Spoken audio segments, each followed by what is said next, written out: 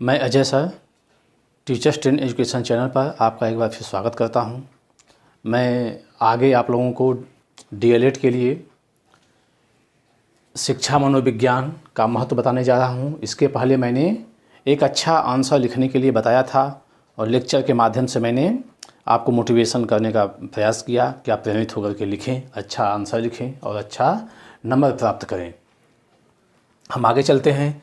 शिक्षा मनोविज्ञान का महत्व बताएंगे। इस शिक्षा मनोविज्ञान का जो महत्व है ये यहाँ से है। 1 2 3 4 5 6 7 पॉइंट हैं और पॉइंट हैं, मैं बता दूंगा।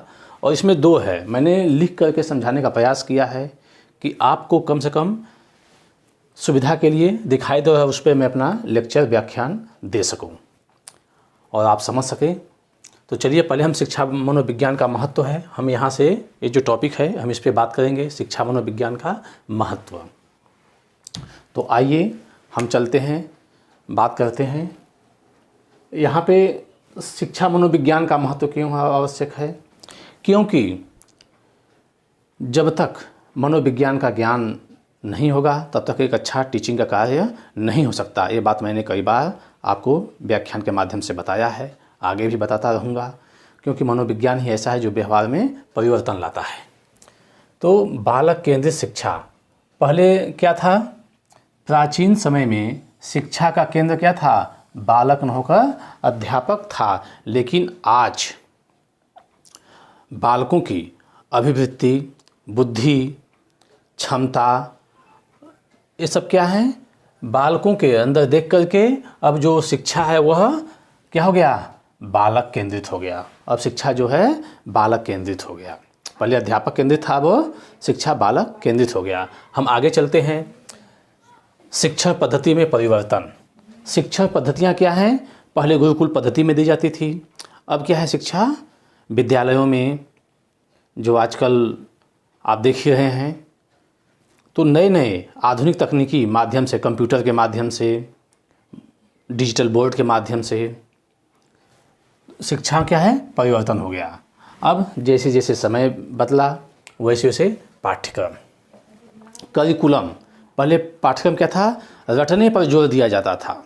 आपको याद होगा कि रट करके याद किया जाता था, लेकिन अब समय बदल गया है, अब रटने पर जोर नहीं दिया जाता है, इसलिए पाठ्यक्रम में अब चेंज हो गया है। अब समय सारणी, समय सारणी कि कैसा होना चाहिए? कौन विषय पहले, कहने का तात्पर्य है कि पहले कौन सा विषय आसानी से बच्चों को समझ में आए, तो पहले हिंदी, प्रथम पीरियड हिंदी हो गया। अब इंग्लिश रख सकते हैं, इंग्लिश रख सकते हैं, मैथ बाद में रख सकते हैं, या जो कार्यक्रम हो वैसा सभी अध्यापक आपस में बातचीत करके, प्राचार्य जी से साथ में बात करके क्या कर सकते हैं? टाइम टेबल को बना सकते हैं। पाठ्यक्रम सहगामी क्रियाएं।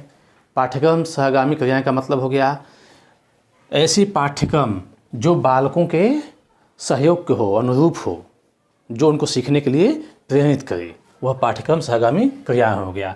अनुशासन, अनुशासन क्या है? अनुशासन ही देश को महान बनाता है। लेकिन यहाँ पे क्या है? अनुशासन, विद्यालय का अनुशासन क्या होना चाहिए? अच्छा होना चाहिए। वातावरण, अच्छा वातावरण होना चाहिए, क्लास का भी वातावरण अच्छा होना चाहिए। अनुशासन, तो अनुशासन क्या है? अनुशासन से बच्चों के अंदर डर होता है, बच्चों के अंदर डर रहेगा तो क्या है? वो सीखेंगे। स्वस्थ वातावरण, स्वस्थ वातावरण क्या होता है? स्वस्थ वातावरण रहेगा तो क्या होगा? स्वस्थ का मतलब साफ सुथरा, टीचर भी स्वस्थ हो, बच्चे भी स्वस्थ हों, तो टीचिंग कार्य क्या होता है? अच्छे ढंग से संपादित हो जाता है। अब मापन एवं मूल्यांकन हो गया। मापन एवं मूल्यांकन,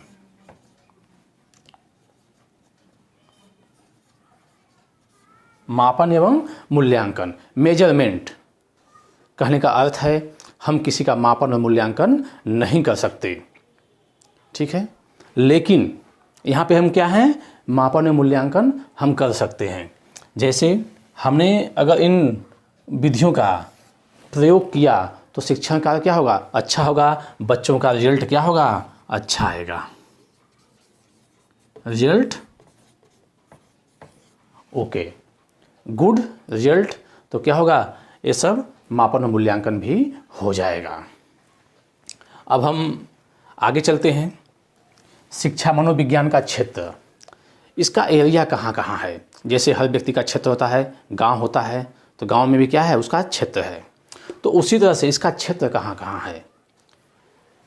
तो पहला है मानव शिक्षा मनोविज्ञान का क्षेत्र। एग्जाम में आप इस तरह से बना करके लिखेंगे तो आपको एक अच्छा नंबर मिल जाएगा। तो शिक्षा मनोविज्ञान का क्षेत्र, मानव विकास। मानव विकास का कैसे होगा, जब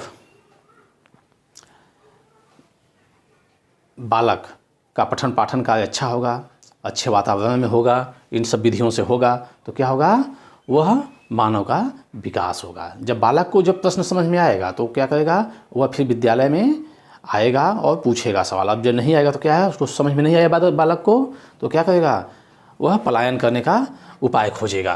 कहीं घर पे कहेगा कि जुखाम है, बुखार है, तमाम प्रॉब्लम बताएगा।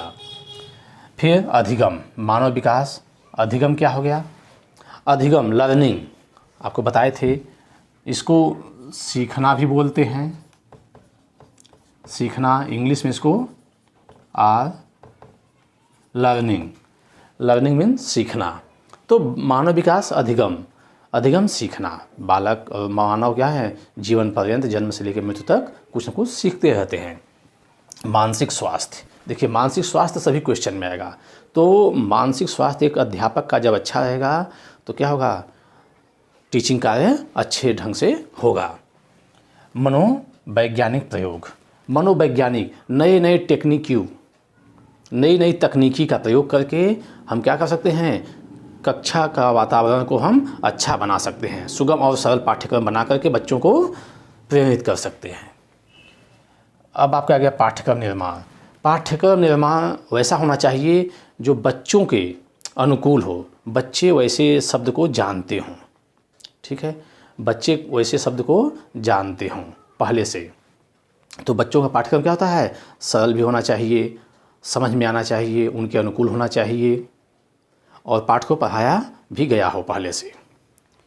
तो पाठ्यक्रम निर्माण में भी ध्यान देना चाहिए और कठिन नहीं, सरल से कठिन की ओर जाना चाहिए। स्किनर का सक्रिय अनुबंधन सिद्धांत हमने आपको बताया था कि कैसे कबूतर ने पहले चोंच से क्या किया, जो आसानी से उठे उस दाने को पहले खा गया और जो कठिनाई से दाने उठे उसको बाद में खाया। इसलिए यह सिद्ध होता है कि पहले सरल प्रश्नों को हल करने के लिए प्रेरित करना चाहिए और कठिन प्रश्नों को अंत में। अब हम चलते हैं मापन तथा मूल्यांकन, मेजरमेंट एवं मूल्यांकन। हम आपसे कहे थे कि हम किसी का मापन और मूल्यांकन नहीं कर सकते। तो इसलिए नहीं कर सकते कि हमने अभी कुछ किसी का क्या किया, किसी में कोई बच्चा पढ़ने में अच्छा है, वह क्या है, उसका नंबर कम आ गया। मान लीजिए उसने कोई ऐसी घटना देख ली हो और वह परीक्षा में गया और वह लिख नहीं पाया, वह घटनाएं बार बार याद आ रही हैं, तो एक पेपर ख़राब हो गया तो दूसरा भी पेपर ख़राब हो जाएगा। तो नंबर क्या होगा, ऑटोमेटिक ख़राब हो जाएगा, क्योंकि एक ही पेपर से नंबर ख़राब हो जाएंगे उसके। तो कहने का मतलब है कि मापन तथा मूल्यांकन हम अच्छे पाठ्यक्रम का निर्माण करके बच्चों को प्रेरित करेंगे तो यह कर सकते हैं। लेकिन मैं नकारात्मक चीज़ें बता रहा था कि नकारात्मक चीज़ें क्या हैं। जैसे बच्चे को कोई ऐसी घटनाएं देख लिया घटित और वह नहीं कह पा रहा है, वह क्या है, एक पेपर में समस्या आ गई, तो गार्जियन क्या समझते हैं कि बच्चा मेरा जो है सर ने ही क्या किया, नंबर कम दे दिया। नहीं, गार्जियन को क्या, पेरेंट्स को क्या करना चाहिए, जाकर के विद्यालय पे बातचीत करना चाहिए। तो बालक को सामने जब पेश किया जाएगा तो बताया जाएगा कि तुम्हारी क्या समस्या थी कि तुमने इतना नंबर कम आया। तब हम क्या कर सकते हैं, तब हम उसका मूल्यांकन कर सकते हैं। अध्ययन विधियाँ, अध्ययन विधि, स्टडी जो होता है वह किन विधियों से, आप किन मेथड से, किन विधियों से आप पढ़ा सकते हैं। लेक्चर के माध्यम से। व्याख्यान में क्या होता है, बच्चे को लिए व्याख्यान नहीं बना है। जो लेक्चर मेथड है यह उच्च क्लास के लिए है। तो बच्चों के लिए क्या है, जहाँ पे व्याख्यान का काम हो वहाँ व्याख्यान करना चाहिए, जहाँ पे मानचित्र का काम है वहाँ पे मानचित्र का काम करना चाहिए, मैप का। तो प्रोजेक्ट के माध्यम से जहाँ पे लगे कि हमें महात्मा गांधी जी के विषय में बताना है तो हमें क्या करना चाहिए, उनका चित्र लगा करके बताना चाहिए। बच्चे इस तरह से जल्दी सीखते हैं। अब व्यक्तित्व और समायोजन, पर्सनालिटी क्या है, व्यक्तित्व। जब हम पर्सनालिटी का टॉपिक बताएंगे तो उसमें आपको बताएंगे, लेकिन फ़िलहाल हम आपको बता रहे हैं व्यक्तित्व क्या होता है। सभी व्यक्तियों का अलग अलग होता है, सबका व्यक्तित्व जो होता है अलग अलग होता है। सिगमंड फ्रायड ने सभी व्यक्तियों के अलग अलग प्रकार बताए हैं, जो हम आपको व्यक्तित्व में बताएंगे। व्यक्तिगत विभिन्नताएं, हर व्यक्ति क्या होते हैं, भिन्न भिन्न प्रकार के होते हैं। उनको एडजस्टमेंट करके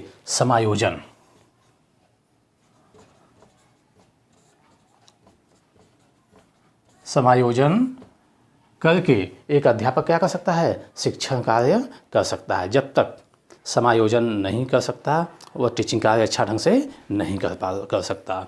तो समायोजन बहुत ही आवश्यक है। बच्चों को कैसे समायोजन किया जाए, अपने खुद स्वयं कैसे समायोजन किया जाए, इसकी भी ट्रेनिंग दी जाएगी। तो समायोजन मतलब एडजस्टमेंट कैसे किया जा सकता है। तो अब आज के लिए बस इतना ही। अब शेष जो हम अगले पार्ट में बनाएंगे उसको हम क्या कर देंगे, अब ये शिक्षा मनोविज्ञान समाप्त हो जाएगा। शैक्षिक उपादेयता, निष्कर्ष, संदर्भित ग्रंथ ये बता देंगे। एक अच्छा क्वेश्चन आपका तैयार हो जाएगा।